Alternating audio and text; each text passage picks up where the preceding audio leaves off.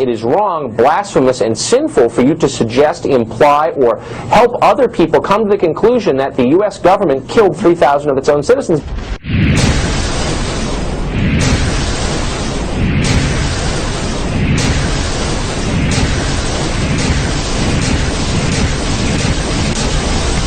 This was the result of something that was planned. It's not accidental that the first tower just happened to collapse and then the second tower just happened to collapse in exactly the same way. How they accomplished this, we don't know. The building collapsed to dust. You don't find a desk. You don't find a chair. You don't find a telephone, a computer. The biggest piece of a telephone I found was half of the keypad, and it was about this big. What happened to the concrete? The concrete was pulverized from river to river. There was dust powder 2-3 inches thick. The concrete was just pulverized. In addition to those pictures we've all seen too much on television before, when a building was deliberately destroyed by well-placed dynamite to knock it down. If they had detonated, they were planned to take down a building. I heard a second explosion. There was a heavy-duty explosion. Then there was those secondary explosions and then the subsequent collapses. An explosion blew and it knocked everybody over. To me, it sounded like an explosion. It sounded like gunfire.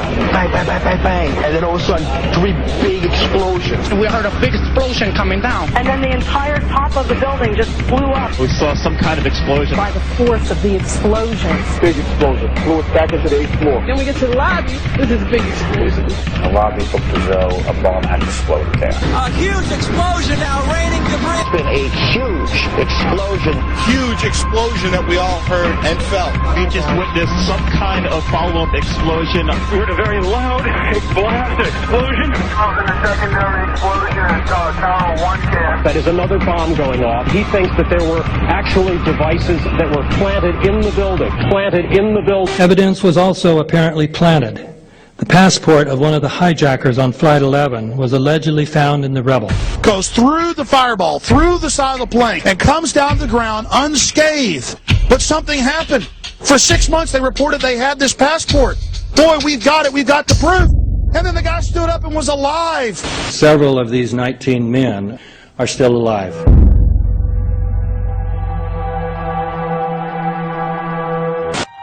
Pancake theory, according to which the fires, while not melting the steel, heated it up sufficiently to cause the floors weakened by the airplane strikes to break loose from the steel columns, and this started a chain reaction. So you would expect then from that theory, which is the official theory, to see a whole stack of floors piled up on top of each other and then a spindle of core columns standing too. The core of each of the twin towers consisted of 47 massive steel columns. If the floors had broken loose from them, these columns would have still been sticking up into the air 1,000 feet.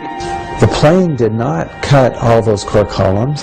We designed the buildings to take the impact of the Boeing 707 hitting the building at any location. The building probably could sustain multiple impacts of jetliners. That the plane flew straight into the building. Through him, right.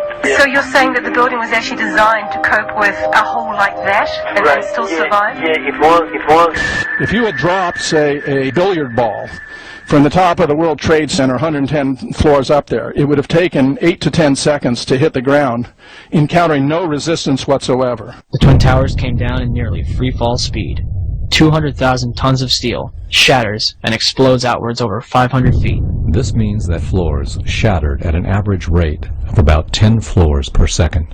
There is no scenario for a pancake effect of buildings falling that allows them to fall at the rate of free fall. And what can do that? What can move mass out of the way? Explosives.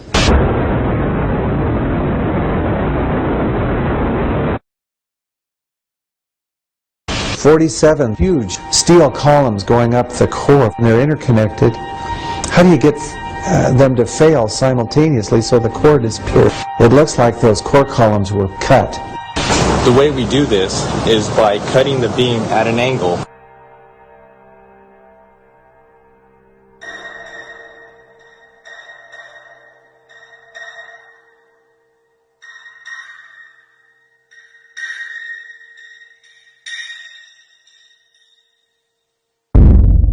I started looking at the molten metal. all three buildings, both towers in the rubble, in the basement areas, and Building 7, there's these pools of molten metal.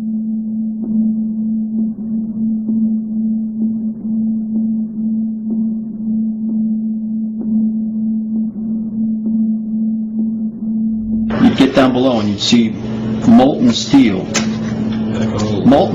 running down the channel rails, like you're in a foundry. Like lava in a volcano. The molten steel was found 3, 4, and 5 weeks later, when the rubble was being removed. He said that molten steel was also found underneath World Trade Center 7. So I'm looking through the official reports. What do they say about the molten metal?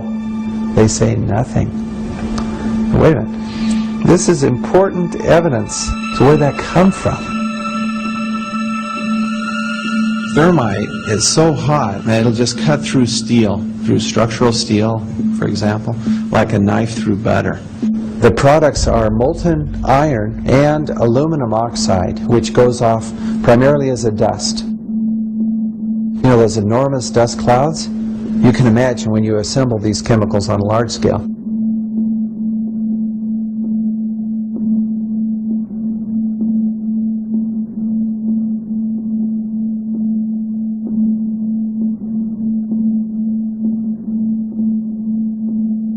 Molten metal pools under both towers after they collapsed, and Building 7. Now, Building 7 wasn't even hit by a jet.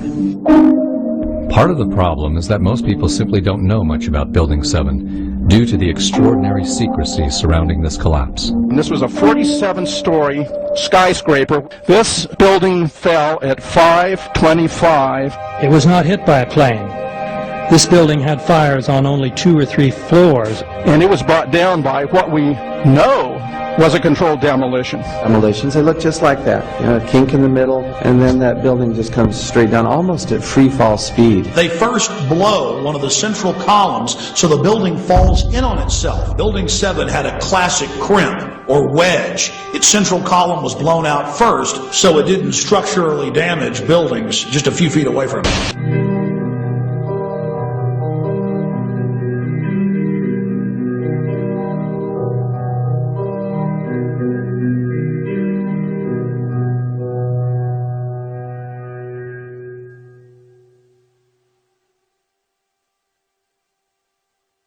Our office was on the B1 level. As I was talking to a supervisor at 8:46, and all of a sudden we hear, boom! An explosion so hard that pushed us upwards. And it came from the basement between the B2 level and the B3 level.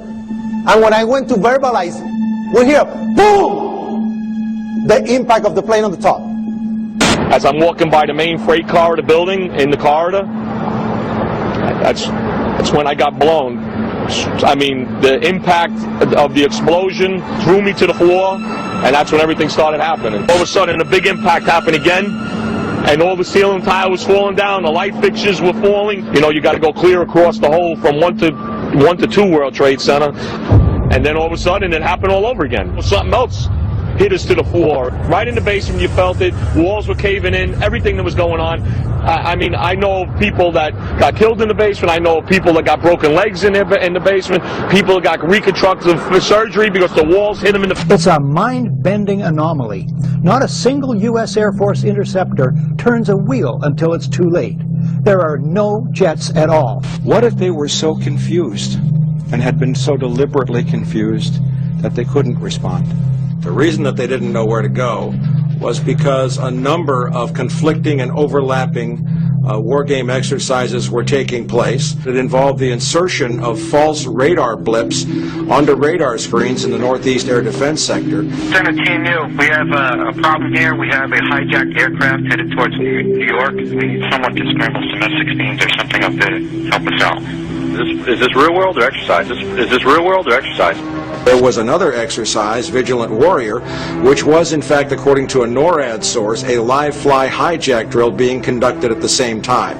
With only 8 available fighter aircraft, and they have to be dispatched in pairs, they were dealing with as many as 22 possible hijacks on the day of 9/11, and they couldn't separate the war game exercises from the actual hijacks.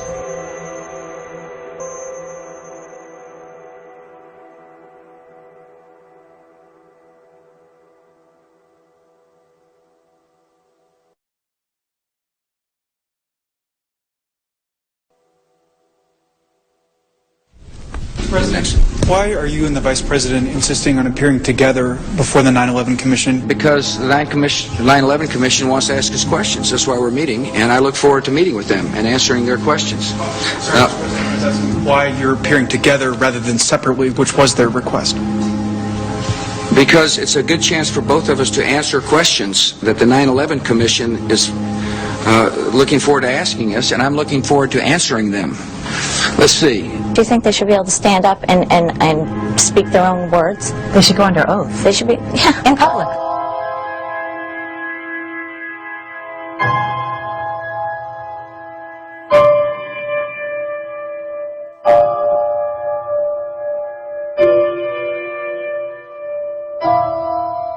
Don't you think that the families deserve to have a transcript or to be able to see what you Adam, said? you asked me that question yesterday. I got the same answer, yeah. The final report was a unanimous report. That means that if there was a single commissioner who had any objection about anything, that fact would be dropped from the report. We have found out that he not only served on the transition team of the Bush administration, that he was a person who wrote a draft memo for the setup of the Bush administration's National Security Council, that he was an individual who wrote the preemptive war strategy that was eventually used for the war in Iraq, that he is a close friend of Condoleezza Rice's. We want him to resign. There is literally nothing in the 9/11 report that the Bush administration did not approve of. We can understand, therefore, why the Commission, under Zelikow's leadership, would have ignored all the evidence that would point to the truth, that 9/11 was a false flag operation intended to authorize the doctrines and funds needed for a new level of imperial mobilization.